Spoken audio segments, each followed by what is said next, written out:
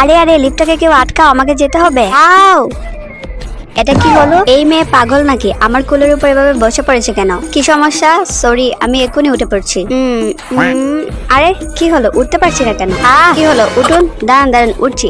সরেন এখান থেকে। আও শয়তান। ও মা গো, আমার দাঁতটা ভেঙে গেল। ওকে আমি পরে দেখে নেব। এক্সকিউজ মি, এখানে মিস জেনিকে?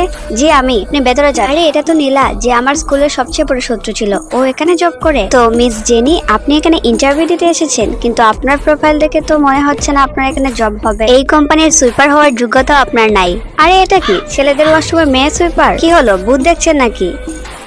রাজকে ভালো স্কুলে পড়াতে হলে আমাকে কঠোর পরিশ্রম করতে হবে। এখন মন দিয়ে কাজ করি। তারপর যিনি মনোযোগ দিয়ে কাজ করতে থাকে। আরে আমার তো দেরি হয়ে গেছে, আমাকে তো আরেকটা বাসায় কাজের জন্য যেতে হবে।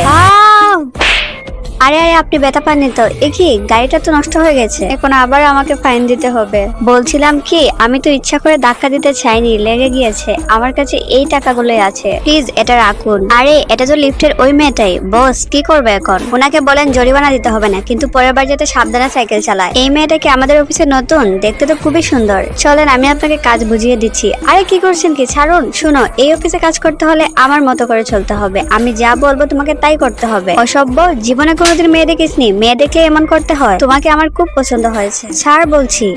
কি হচ্ছে কি এখানে? পরের পার্ট দেখতে ভিডিওটিকে লাইক করে দাও।